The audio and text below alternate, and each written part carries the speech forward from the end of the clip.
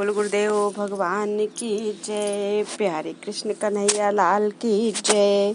श्री भक्तमाल में चरित्र चल रहा है श्री हरि ध्यान निष्ठ भक्तगणों का, और आज है वर्णन यज्ञ पत्नियों का।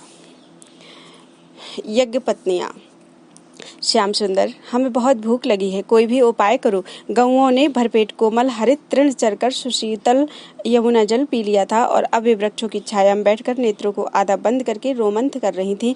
कभी कभी उनकी पूंछें इधर उधर हिल जाती थी। चंचल बछड़े मयूरों बंदरों के पीछे दौड़ रहे थे और कुछ श्री कृष्णचंद्र के समीप बैठे थे। एक ही शिला पर एक वृक्ष के नीचे श्री कृष्ण और बलराम दोनों विराज रहे थे। सखाओं ने पृथक जाकर परस्पर कुछ कानाफूसी की और अंत में एक साथ ही सब दोनों भाइयों के समीप आए। सबकी ओर से मधुमंगल ने प्रार्थना की। आज दोपहर का कलेऊ आया नहीं था। गायें चराते खेलते सब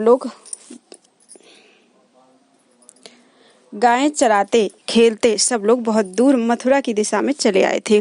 कलेऊ लेकर आने वाली गोपियां संभवतः बहुत ढूंढकर भी इन लोगों तक नहीं पहुंच सकी थी। वह देखो, थोड़ी दूर पर धुआं उठ रहा है। मुझे बाबा ने बताया है कि मथुरा के ब्राह्मण वन में आकर यज्ञ कर रहे हैं। उनसे जाकर कहो कि बलराम और श्री कृष्ण के लिए अन्न दो।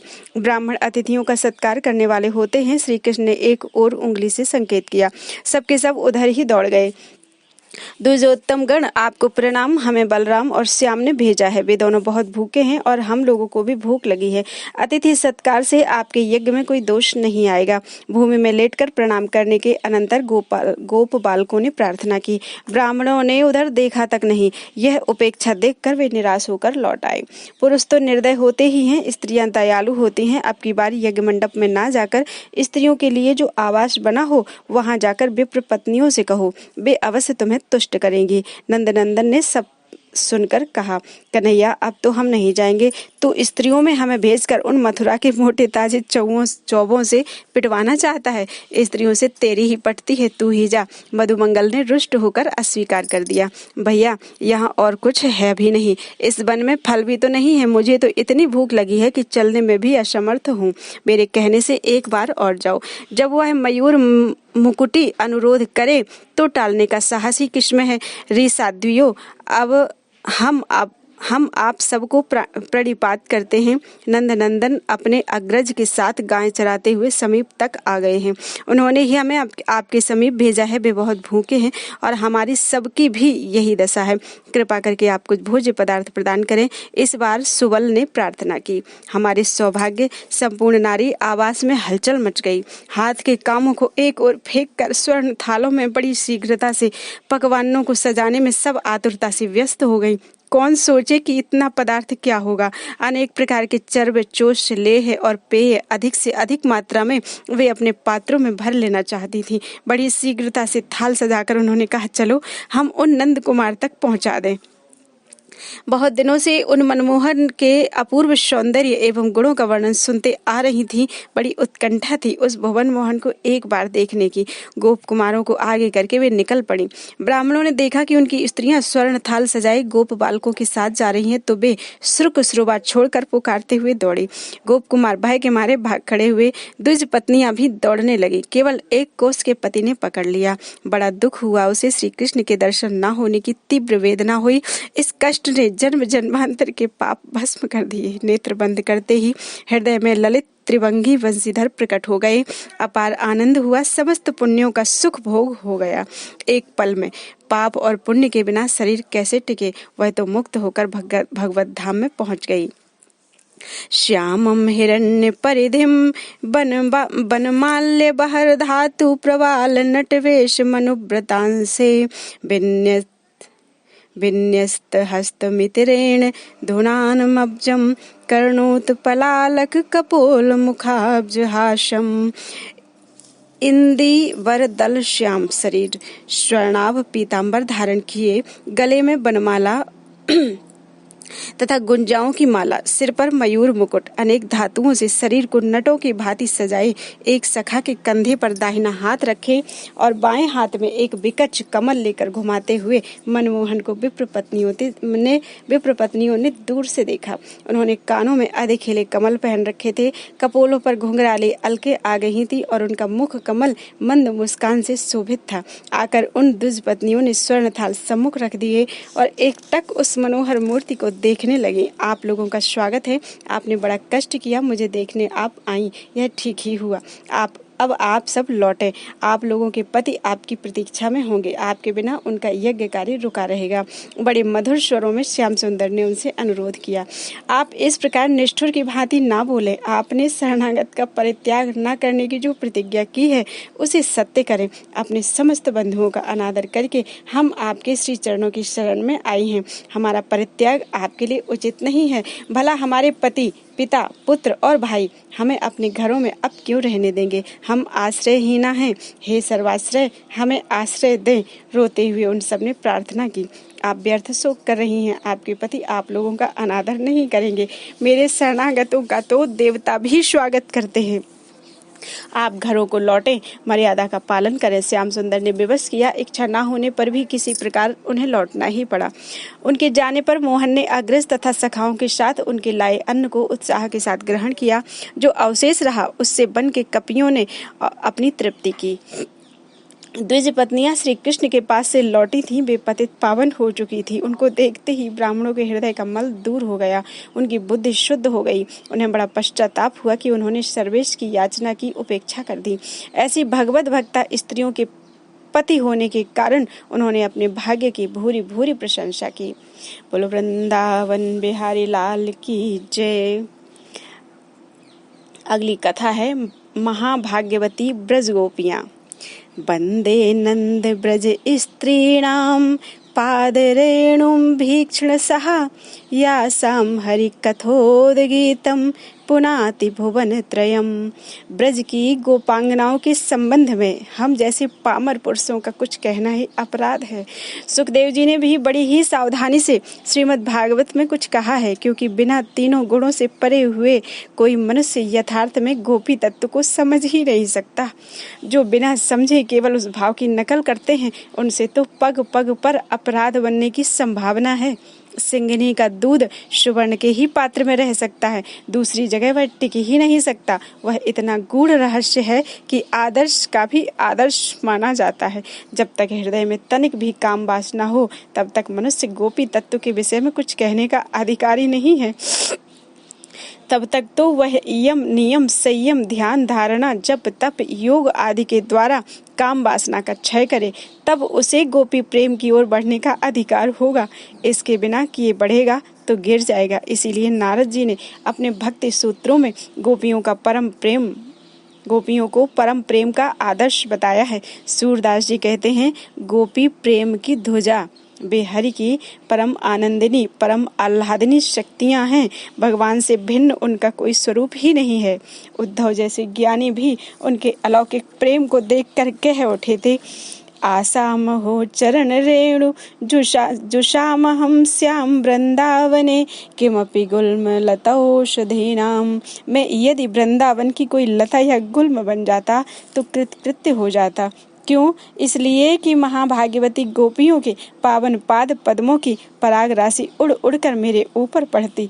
आहा, जिनकी चरण रेणु को ब्रह्मा आदि देवता तरसते हों, उनके संबंध में कुछ लिखना बड़ी ही धृष्टता है। गोपी गोपी कितना मोहक नाम है। भगवान के अनंत नामों को ले लीजिए, जितना मधुमय स्निग्ध चित्त को हठात आकर्षित करने वाला उनका गोपी जन वल्लभ नाम है, उतना कोई भी नहीं। इसलिए वैष्णवों का इष्ट मंत्र यही है, गोपी जनों के बल्लभ। आहा, बल्लभ का महत्व नहीं है, महत्व तो गोपी जनों का है।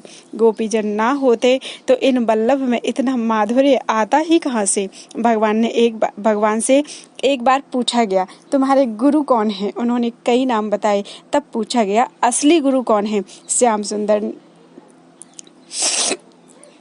श्याम सुंदर रो पड़े, उनका हृदय भर आया, कंठ रुद्ध हो गया। गो इतना ही कह पाए, आगे कुछ नहीं कह सके।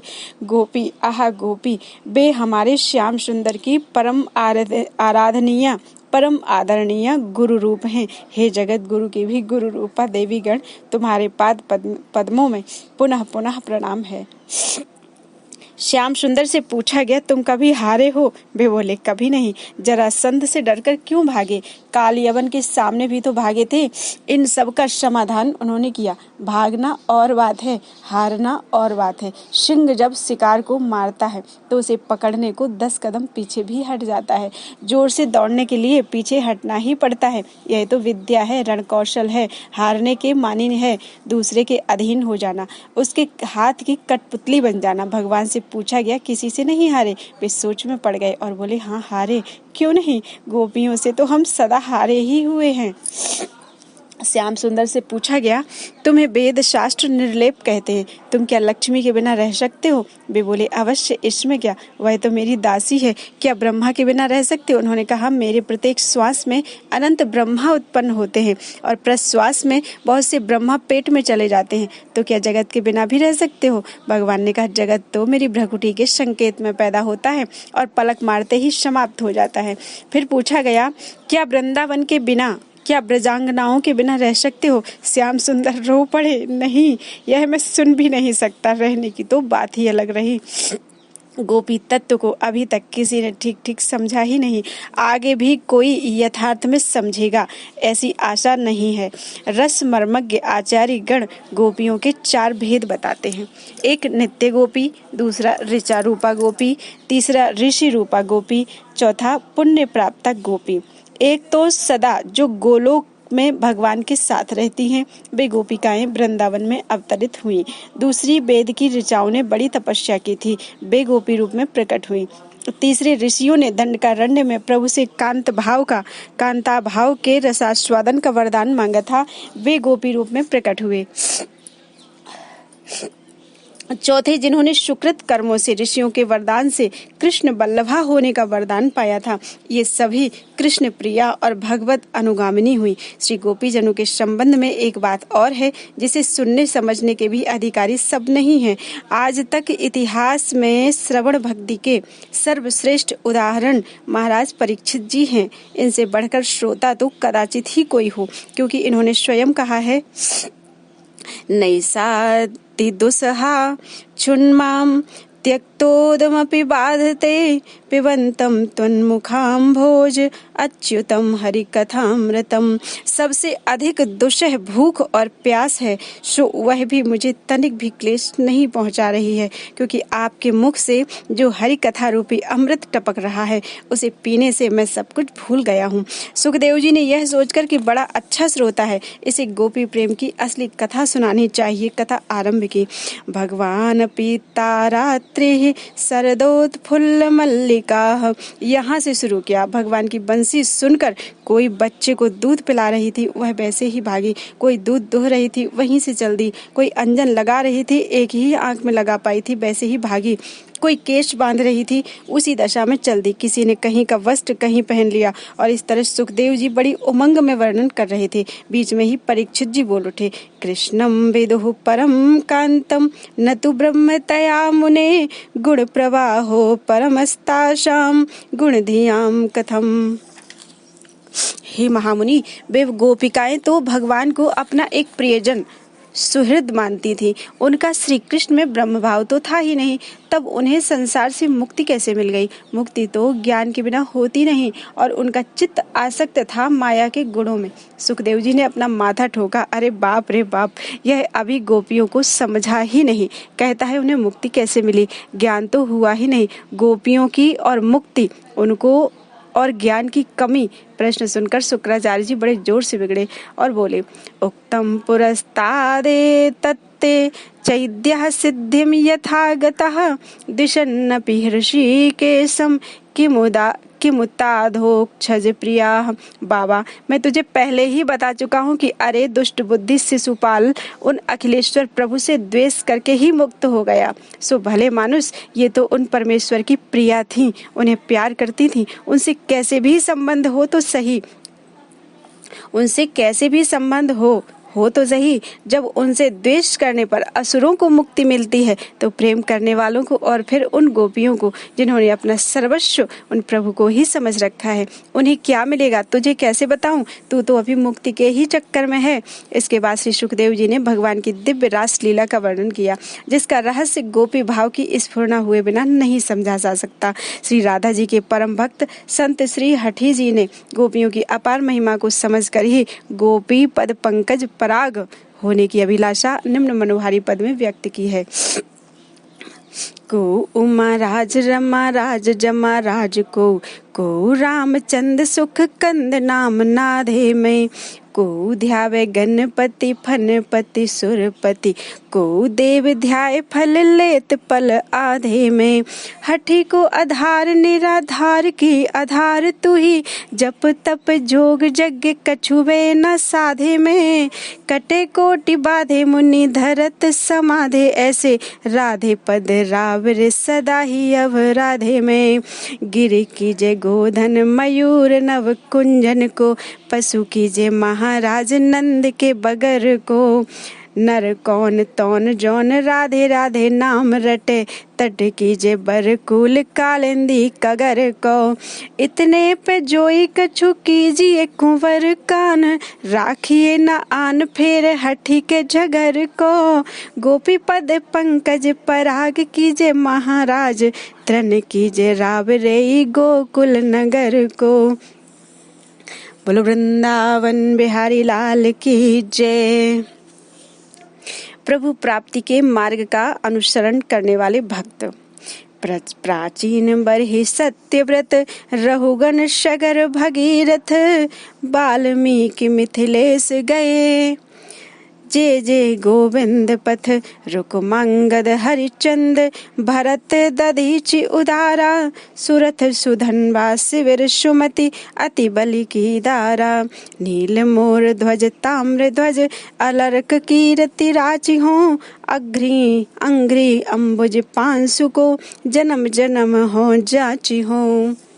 आगे की कथा प्रभु प्राप्ति के मार्ग का अनुसरण करने वाले भक्तों की कथा कल से प्रारंभ करेंगे। आज श्री हरि ध्याननिष्ठ भक्तों की कथा पूरी हो गई है। श्री हरि ध्याननिष्ठ भक्तगणों की कथाएं आज पूरी हो गई हैं। कल से होंगी प्रभु प्राप्ति के मार्ग का अनुसरण करने वाले भक्त। बोलो वृंदावन बिहारी लाल की जय।